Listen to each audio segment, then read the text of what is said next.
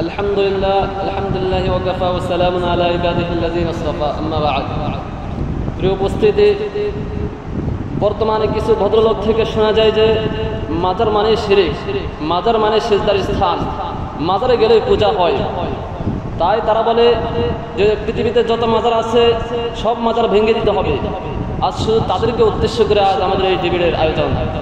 মুহতারাম হাজিরিন, যারা বলেন মাজার মানে শিরক, তাদেরকে আমি উদ্দেশ্য করে বলতে চাই যে ভালো করে কিতাব মুতালা করো এবং মাজার সম্পর্কে শরীয়তের অবস্থান কি তা জানো। শুধুমাত্র ফিকহি দুই একটি কিতাব থেকে ইবারত নকল করে এবং হাদিসের প্রেক্ষাপট না জেনে মাঠ গরম রাখার ব্যর্থ চেষ্টা চালাবে না। মুহতারাম হাজিরিন, এখন আমি আপনাদের সম্মুখে শরীয়তের দলিলের আলোকে জানাবো যে মাজার নির্মাণ করা এটা জায়েজ এবং মাজার এটা শরীয়ত স্বীকৃত একটি বিষয়। এক নম্বর দলিল হাদিসটি ইমাম সৈয়দ রাহিমাহুল্লাহ তার বিখ্যাত গ্রন্থ জামুল জাওয়ামের মধ্যে নিয়েছেন। হাদিস নম্বর 14611, হাদিসের সনদ হাসান। হাদিসটি হযরত আবু হুরায়রা রাদিয়াল্লাহু তাআলা থেকে বর্ণিত।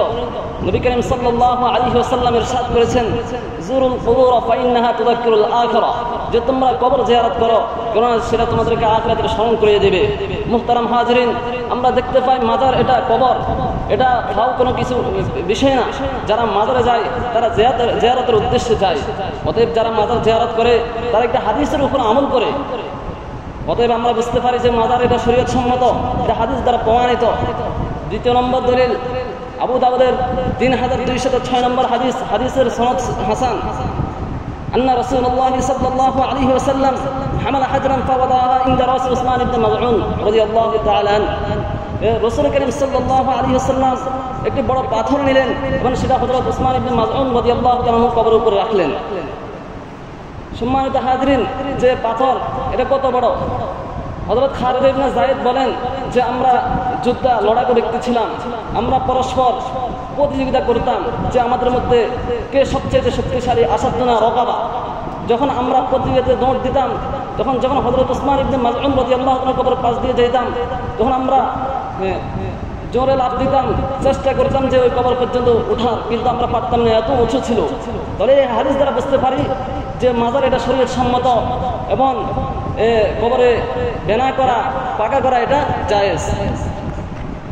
তৃতীয় নম্বরে আমি বলবো যে ফিকহি হানাফির গ্রহণযোগ্য কিতাব দুররে মুখতারের 2 নম্বর খণ্ডে 248 নম্বর পৃষ্ঠায় রয়েছে, ওয়ালা ইউজাসসু ওয়ালা ইউতিনু ওয়ালা ইরফাউ আলাইহি বিনা, যে কবরের উপর পাকা করা এবং বেনা করা যাবে না। ওয়াকিলা লা বাসা বিহি ওয়া হুয়াল মুখতার, আর কেউ বলেছেন যে এতে কোনো সমস্যা নাই, কবর পাকা করা, বেনা করা এতে কোনো ধরনের সমস্যা নাই, ওয়া হুয়াল মুখতার, আর এই গ্রহণযোগ্য মত এবং এই অনুযায়ী ফতোয়া।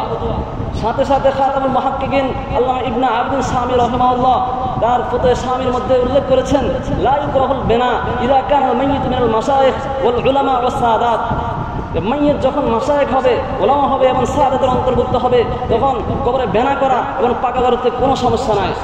4 নম্বর দলিল যে মোল্লা আলী কারি রাহিমাহুল্লাহ, যিনি একজন হানাফি ইমাম ও ফকিহ ছিলেন এবং হিজরি 11 শতাব্দীর মুজাদ্দিদ ও অন্যতম মুহাদ্দিস ছিলেন, তিনি তার বিখ্যাত গ্রন্থ মিরকাতুল মাফাতিহের 4 নম্বর খণ্ডে 157 নম্বর পৃষ্ঠায় 1617 নম্বর হাদিসের ব্যাখ্যাতে তিনি বলেছেন, قد أباح السلف البناء على قبر المشايخ والعلماء المشهورين ليزورهم الناس ويستريحوا بالجلوس فيهم, যে সলফরা মাশায়েখ এবং প্রসিদ্ধ উলামায়ে কেরামদের কবরের উপর বেনাকে মুবাহ করেছেন যাতে করে মানুষ জিয়ারত করতে পারে এবং সেখানে তারা আরাম নিতে পারে।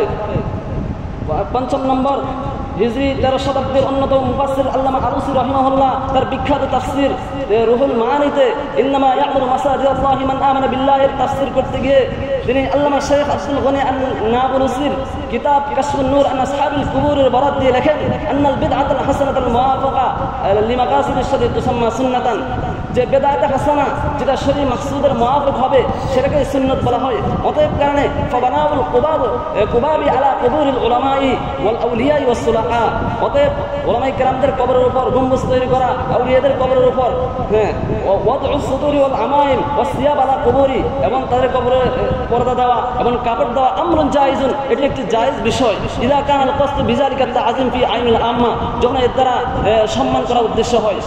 মুহতারাম হাজিরিন, আমি বলতে চাই মাজার জায়েজ হওয়ার সম্পর্কে এতগুলো সুস্পষ্ট দলিল থাকা সত্ত্বেও যারা মূর্খতা অজ্ঞতা বসতা বলে যে মাজার মানে শিরক, মাজার মানে জিয়ারতের স্থান, মাজার মানে শিরক, মাজার মানে পূজার স্থান, আমি তাদেরকে বলতে চাই যে মাজার মানে শিরকের স্থান নয়, বরং মাজার হচ্ছে জিয়ারতের স্থান। এবং মাজার শুধু জিয়ারত করা জায়েজ নয়, বরং এটা নবীদের সুন্নাত, সাহাবীদের সুন্নাত, আউলিয়াদের সুন্নাত, এবং রাসূল কারীম সাল্লাল্লাহু আলাইহি ওয়াসাল্লাম মাজার জিয়ারতের জন্য উদ্বুদ্ধ করেছেন। এরপরে যারা গোড়ামি করে বলবে, আমি তাদেরকে বলবো, ওরে বান্দা গোড়ামি করিস না, আর কতকাল চাপা পিড়ে মাঠ গরম করে রাখবে, কবরে কিন্তু জায়গা হবে না। মাজারে গেলে মানুষ সেজদা দেয় না, মাজার সেজদার জায়গা না। তুমি হয়তো সেজদার নজর দেখতেছ, হয়তো মানুষ আল্লাহ ওলির কদমে সুমা দেয়, আর তুমি এটাকে সেজদা নজর দেখতেছ। আল্লাহ পাক আমাদেরকে সহিহ বুঝদান করুক এবং বাতিলকে চিহ্নিত করে বাতিলের বিরোধিতা করার তৌফিক দান করুক। আমিন। মাশাআল্লাহ।